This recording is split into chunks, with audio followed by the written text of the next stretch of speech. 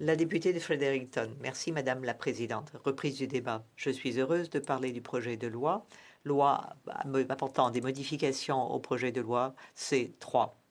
Lors de la première lecture, nous avons entendu d'extraordinaires discours prononcés par des parlementaires engagés et passionnés. Je suis d'accord avec le secrétaire parlementaire du leader du gouvernement à la Chambre.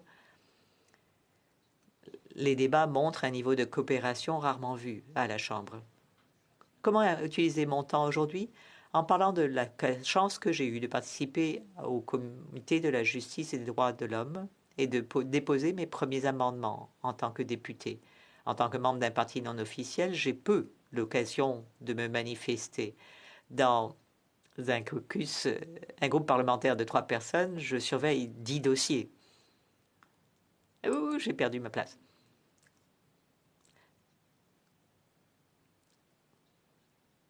C'est donc de la bienveillance de différents députés que je dépends.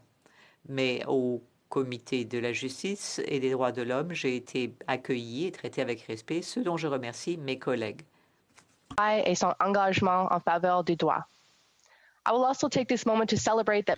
Je profiterai également de ce moment pour souligner l'acceptation d'un des 4 amendements que nous avons déposés. J'apprécie sincèrement l'appui ainsi que les réactions que j'ai pu observer dans le cadre de cette entreprise. Plus important encore, je suis ravi de ce que cet amendement signifie pour les Canadiens, pour les femmes, pour les victimes d'agressions sexuelles et comme une étape significative vers la réconciliation avec les peuples autochtones. J'ai déposé 3 autres amendements qui font écho à ceux proposés par mes collègues libéraux et néo-démocrates. Je me suis jointe à leur souci de clarifier adéquatement le contexte social dans la mesure où il peut inclure et inclut effectivement une variété de sujets. Mon équipe et moi-même écoutons les organisations et les défenseurs et considérons qu'il est essentiel de comprendre les différents facteurs de l'oppression systémique et de l'identité de genre, ainsi que la dynamique que cela joue dans la perpétuation de la violence sexuelle. J'étais cependant la seule à aborder la nécessité de tenir compte du point de vue autochtone dans l'élaboration des colloques. Mon amendement à l'article 60, paragraphe 3 du projet de loi, tel que détaillé par le projet de loi C3, garantit que les dirigeants autochtones et les représentants des communautés autochtones seront inclus dans les consultations visant à élaborer des séminaires pour les juges en rapport avec la loi sur les agressions sexuelles.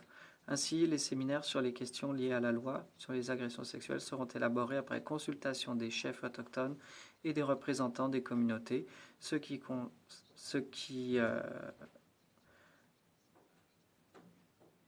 ne revient pas à une consultation après coup comme nous l'avons vu à maintes reprises. Nous ne pouvons pas continuer à fermer les yeux sur la prévalence des violences sexuelles et leurs répercussions sur les femmes autochtones, métisses et inuites. Je pense qu'il est essentiel d'aborder cet aspect dans les colloques.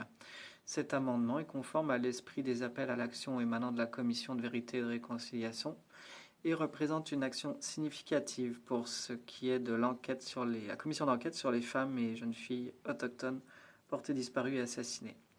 Je célébrerai cette victoire, mais en m'engageant à continuer de promouvoir sous tous les angles les moyens de garantir la dignité et les droits des peuples autochtones. Je dirais que j'ai reçu des commentaires intéressants sur cet amendement qui laissaient entendre qu'il était perçu comme trop compliqué. On m'a dit que c'était un terrain glissant que de commencer à nommer différents groupes. J'ai été stupéfaite de cela, surtout si l'on considère que la semaine dernière, nous avons débattu en cette enceinte d'un projet de loi qui aurait fait reconnaître les peuples autochtones dans notre serment de citoyenneté et leur traité. Je rejette l'idée que c'est un terrain glissant. Je n'ai jamais l'intention d'exclure lorsque je mets en avant les peuples autochtones, bien au contraire. La vision du monde qu'on m'a enseignée inclut tous les individus, tous les peuples, y compris les personnes bispirituelles, notamment les Canadiens noirs et les autres personnes de couleur. En outre, cet amendement n'a jamais été hors du champ du possible car son intention était incluse dans le document de la GRC sur les agressions sexuelles et qui visait à mettre en place un plan d'action de lutte au harcèlement sexuel au rang de la GRC. Je dirais même que si on inclut les dirigeants et les représentants autochtones à tous les niveaux de gouvernement et dans tous les secteurs, nous nous en porterons que mieux. Je tiens à conclure mes propos ce soir en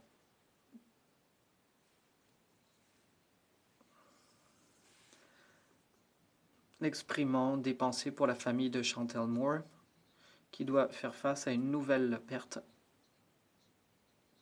en attendant le rapport de l'enquête sur sa mort.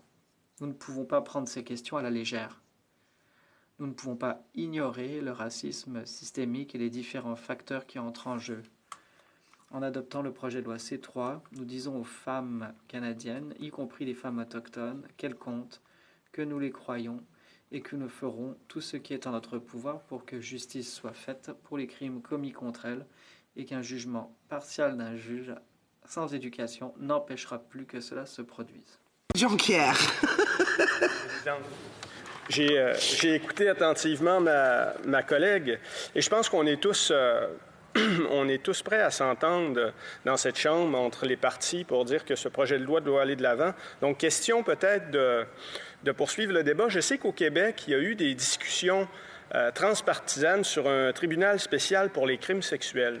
Ça a été fait en partie par une initiative de Véronique Yvon. Donc, je me demande qu'est-ce que ma collègue penserait de cette possibilité d'un tribunal spécial pour les crimes sexuels. Merci, Madame la Présidente. Honorable député de Fredericton. Merci, Madame la Présidente, et je remercie ma collègue pour cette question importante. I think that's Je pense que c'est une excellente idée qui pourrait très bien fonctionner pour le Québec. Je serais très intéressé de voir un pendant semblable dans d'autres provinces. Peut-être qu'on pourrait s'en servir de modèle ailleurs. Pour le moment, je pense que C3 et ce qui nous intéresse aujourd'hui est quelque chose dont nous avons de quoi être fiers en tant que Canadiens. Et je ne crois pas qu'il y ait quoi que ce soit de mal à vouloir enquêter davantage sur ces enjeux. Honorable député de Cumberland-Colchester. Merci, Madame la Présidente. Je tiens à remercier mon honorable collègue de son incroyable discours. Je dois dire que je suis en plein accord avec celui-ci.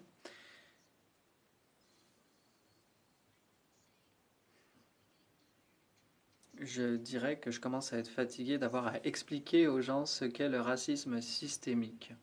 Et je pense que peut-être qu'il faudrait tout simplement l'accepter. C'est la raison pour laquelle c'est systémique. C'est quelque chose qui est fait de façon inconsciente. Peut-être que nous devrions accepter que le racisme existe bel et bien de façon systémique et que pour ce qui est des femmes,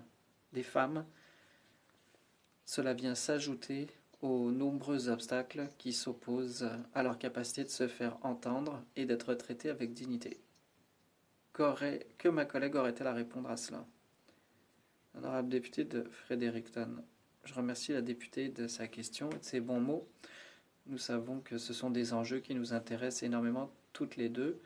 Effectivement, ça peut être frustrant que d'avoir à définir constamment le racisme systémique. C'est quelque chose dont je vois beaucoup parler sur les médias sociaux. Beaucoup de gens prétendent que c'est un non-sujet, mais il nous incombe non seulement de reconnaître que cela existe, mais aussi d'agir et de lutter contre le racisme systémique.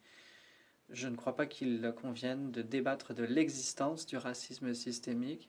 C'est la raison pour laquelle j'apprécie qu'un grand nombre de gens reconnaissent l'existence de celui-ci. Mais il faut aussi agir. Alors merci d'avoir attiré notre attention là-dessus. Honorable député de Nanaimo Lady Smith.